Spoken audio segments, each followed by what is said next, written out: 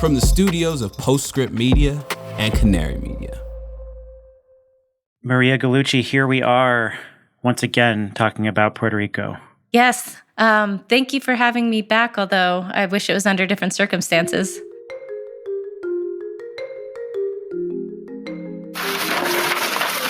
Tonight, disaster in Puerto Rico. Power on the entire island wiped out by Hurricane Fiona. More than 1 million without electricity.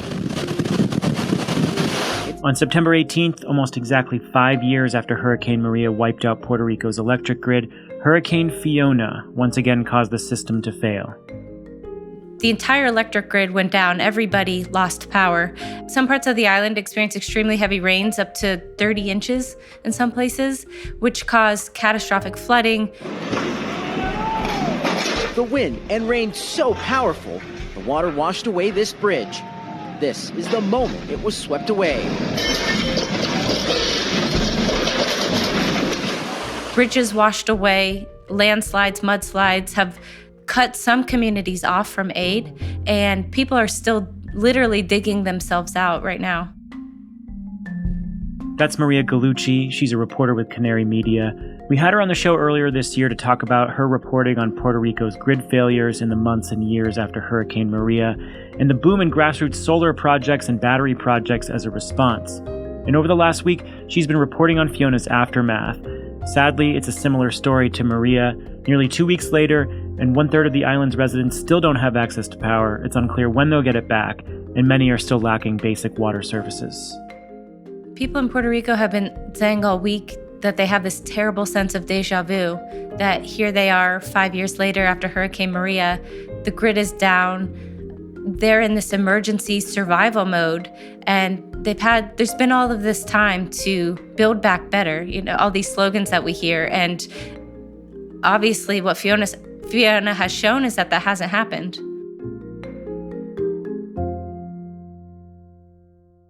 The storyline has changed for some. There are tens of thousands more solar and battery systems in Puerto Rico, and there were communities that, despite the grid failure, kept the lights on. Maria reached out to one of the organizations she reported on this spring, Casa Pueblo, which has been installing solar panels and batteries in the town of Adjuntas. Casa Pueblo was sharing throughout the week that Fiona hit, sharing examples of solar and battery systems continuing to operate around Adjuntas, including in the homes of medically vulnerable people, folks who needed a hospital bed, folks who kind of relied on electricity to power their equipment. And that was really powerful to see. So in Puerto Rico, solar is a lifeline. In Puerto Rico, solar power is a lifeline, literally, because after Hurricane Maria, many of the deaths that were attributed to the storm were linked to this lack of electricity, that people weren't able to get the care that they needed, weren't able to communicate that they needed help. It's not just a matter of sort of being uncomfortable or inconvenienced. It is a lifeline. Was this disaster preventable? My sense is that yes, it was preventable, especially because Hurricane Fiona was a Category 1 hurricane, and Hurricane Maria, when it approached the island, it was Category 5, which is the strongest level of hurricane force winds, and when it made landfall, it was Category 4. So during Hurricane Fiona, the grid was toppled under much less powerful winds. This is The Carbon Copy. I'm Stephen Lacey. This week, we're talking about Fiona's impact on Puerto Rico's grid, what it tells us about why the electricity system there is in shambles, and what solar and storage are doing to keep people safer in the face of hurricanes. America's green banks are preparing to unleash a wave of capital for clean energy. The Greenhouse Gas Reduction Fund invests a historic $27 billion in projects nationwide. This could mobilize up to $150 billion of private capital for solar, storage, efficiency, and electrification in underserved communities. So how do we deploy those billions quickly, efficiently, and with the highest impact? On July 18th, Latitude Media and Banyan Infrastructure will host a virtual event exploring the on-the-ground realities of making America's green banks a success. Register for free by clicking the link in the show notes or go to latitudemedia.com/events. Clean energy and climate tech are policy-driven industries, and anyone working in this field touches local, state, and federal policy in a very real way. And that's why you should be listening to Political Climate, a podcast from Latitude Media and Boundary Stone Partners that delivers an insider's view on climate policy and politics. Every other week, co-hosts Julia Piper, Emily Domenech, and Brandon Hurlbut cover the nuances of government funding, regulations, backroom negotiations, and the election, of course. Political Climate is a show for people who want authentic conversations and strong opinions from voices across the political spectrum. Listen at latitudemedia.com or subscribe to the show anywhere you get your podcasts.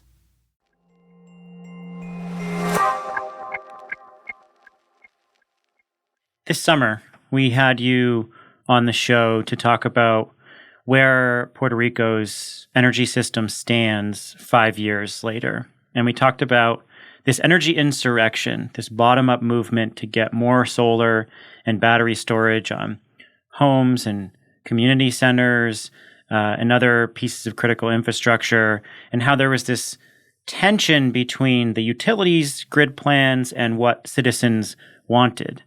We're entering hurricane season. It's going to put this distributed energy to the test. And here we have Hurricane Fiona. What was that test? And how did solar and battery storage fare? So fortunately for the people who do have rooftop solar and battery systems at their homes or businesses, they did seem to hold up from the folks I talked to and from what I was reading. There's a fire station that I visited in Guanica, which is on the southern coast, and kind of briefly over text message, they're responding to the disaster, but they said, yes, we never lost power at all during the hurricane. And in previous emergencies during Maria, during this massive earthquake in 2020, they did lose power. That meant they couldn't communicate with people who needed help. And in this instance, because they had a pretty substantial solar and battery system, they were able to stay connected and continue receiving calls. And even from homeowners kind of in their personal situations, I heard that their systems were working. It's not that they're using all of their appliances. It's not the full sort of normal electricity demand, but certainly they have enough to keep the refrigerator running, to power their vital medical equipment, to use their electric hospital beds. So there are all these necessities that suddenly can become tragedies when you don't have power. And how different is the situation on the ground today versus when Hurricane Maria hit? How many solar systems do we have? How many homeowners are actually benefiting from the use of solar and batteries? So before Hurricane Maria hit in 2017, there were roughly 5,000 rooftop solar systems on the island, and very few of them had battery backup systems. Today, the number is around 55,000 solar systems, and the majority have batteries. And that's largely because people saw during Maria that if you don't have batteries, then your solar systems aren't going to provide power. You essentially cannot use them without battery backup. And in the ensuing years since Maria hit, the grid has continued to get worse. People have dealt with routine power outages, voltage surges that damage their appliances, kind of sweeping island-wide blackouts. So it's not that Maria hit and they said, oh, better get ready. It's that they've continued to grapple with a crumbling grid. And those who can afford to do so, or nonprofits for philanthropies who can provide that equipment, have invested in rooftop solar. This morning, across Puerto Rico, an urgent power struggle. Frequent blackouts, at times impacting hundreds of thousands of people. Now, officials say the island's power grid is in critical condition. Even before Fiona, there were protests erupting in Puerto Rico about management of the grid by LUMA. There's this grassroots movement criticizing the privatization of the utility for these shortcomings. What has been the experience of the grid under the control of LUMA in recent years? And how is LUMA responding to this very significant outage once again? So LUMA's response has always sort of been, look, we inherited this troubled, failing grid and sort of larger grid ecosystem from PREPA, from Puerto Rico state-run utility. And we're doing the best we can given these difficult circumstances. But I think for most Puerto Ricans, there's this extreme sense of anger and frustration because they haven't seen the grid get better and their experience is getting worse. And on top of that, they're paying even more for their electricity. Many customers have seen their electricity bills double. So they're paying more for a crappier service, essentially. And there's so much money, so much federal recovery dollars flowing into the island. Very little of that has actually been distributed and is actually making a difference. So billions of federal recovery dollars have been made available and are flowing to the island specifically to fix the grid and to potentially invest in renewable energy. And very little of that money is actually, being distributed on the ground. And so Puerto Ricans aren't really seeing much of a difference at all. So you have two problems. One is utility management or mismanagement, and the other is government funds and government mismanagement, not being able to get these dollars deployed fast enough. Right, exactly. And I would add a third element, or kind of a parallel element, is that these funds, these efforts are largely being used to rebuild the existing grid, sort of this centralized system with far-flung power plants and long transmission and distribution lines that, as we've seen again and again, are vulnerable to extreme weather events, to other types of disruptions. So a lot of community groups, environmental justice advocates, engineers, energy experts are arguing that as we work to rebuild Puerto Rico's grid or electricity system, let's do it differently. Let's invest in these rooftop solar and battery systems that we've seen actually do make a difference during disasters like Fiona. Let's build microgrids. Let's build virtual power plants. And those are kind of technical terms for essentially harnessing all of these rooftop solar systems and using them in ways that benefit the centralized system.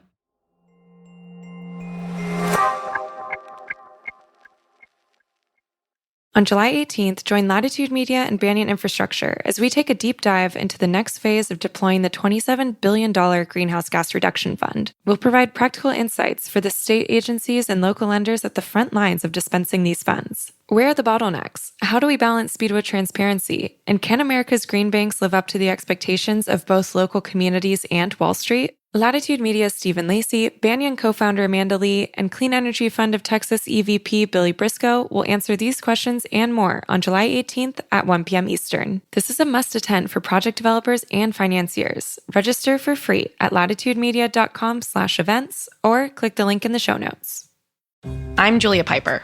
I'm Brandon Hurlbut. And I'm Emily Domenech. A little over a year ago, Political Climate took a break so we could focus on the groundwork of implementing America's biggest ever climate bill, the Inflation Reduction Act. I'm excited to say, Political Climate is back. And I'll be joined by my two co-hosts to riff on the top political stories and insider scoops, from state houses to the halls of Congress to regulatory agencies and even international climate talks. We'll explain how those developments are driving industry decisions today. Political Climate is a show for people who want authentic conversations. And to learn about how energy and climate policy is shaped within both political parties, from the people who have actually helped shape it. So join me, Brandon, and Emily every other week, starting in April, for fresh episodes of Political Climate. Subscribe to the show wherever you listen to podcasts.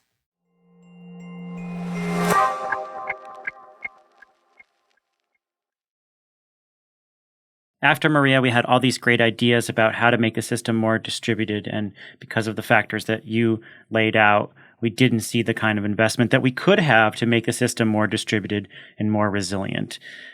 Does Fiona change that conversation in any way? I do think Fiona offers this proof of concept.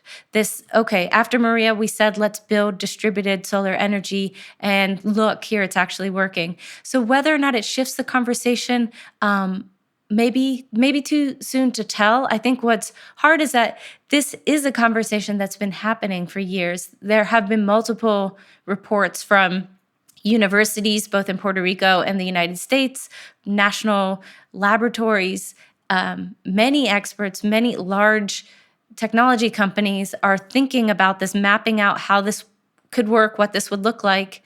But the problem is the implementation.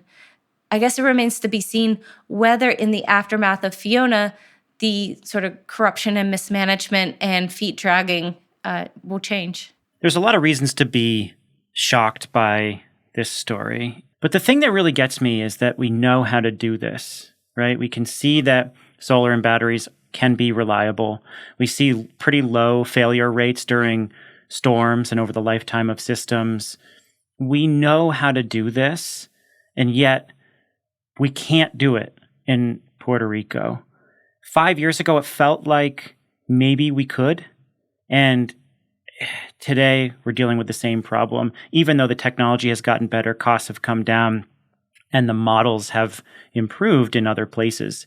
Did you expect Puerto Rico to be this far behind 5 years after the Maria disaster? You know, immediately after Maria, because there was so much optimism and sort of bringing minds together and let's really solve this problem, it did feel like that there could really be some change. But having continued to report on Puerto Rico, having visited the island most recently in May, and you see that the situation has not really changed. There have been some improvements in sort of the day-to-day electricity service, but not on the whole. And you see the frustration growing among people. The fact that there is so much rooftop solar, I think really reflects, well, it's two things. It kind of reflects this movement toward more renewable, resilient energy. And it also reflects sort of the failures of the grid, that people actually need it. In many other places, certainly in New York City where I'm based, rooftop solar and batteries is a nice to have. In Puerto Rico, it's a need to have. You need to refrigerate your insulin. You need to power your nebulizer. You need to stay connected and charge your phone because an emergency is unfolding. So I think that the fact that rooftop solar and batteries has proliferated as much as it has in Puerto Rico really shows how vulnerable residents remain and sort of how unreliable the grid still is. As I'm watching this play out, I'm using this term resiliency, but that term doesn't quite feel appropriate given how catastrophic things are. It feels like we need a different term.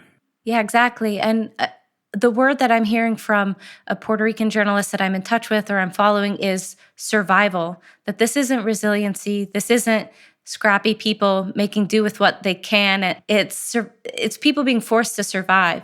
And there's this extreme sense of disappointment and anger and frustration because people shouldn't be in the position of having to survive. The systems, the government, their leaders have failed them. And I think that you're really hearing this sort of shift that don't call it resiliency, call it survival, kind of starting to come through in the days after Fiona.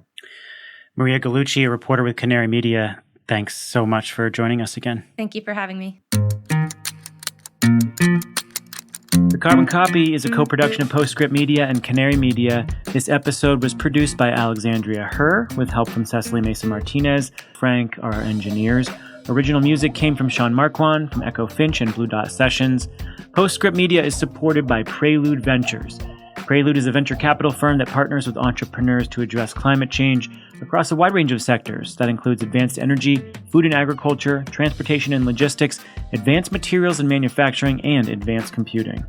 If you want to see our back catalog episodes, go to any podcast app you listen on or go to canarymedia.com and sign up for their newsletters, and you'll get our show notes, updates, and lots of good clean energy and energy transition news. And of course, if you're listening on Apple or Spotify, give us a rating. It's hugely helpful. And send your thoughts on social media as well. And if you've got someone in your life who would like this show or any of our other Postscript Media shows, send them a link. I am Stephen Lacey. This is The Carbon Copy. I'll catch you next time.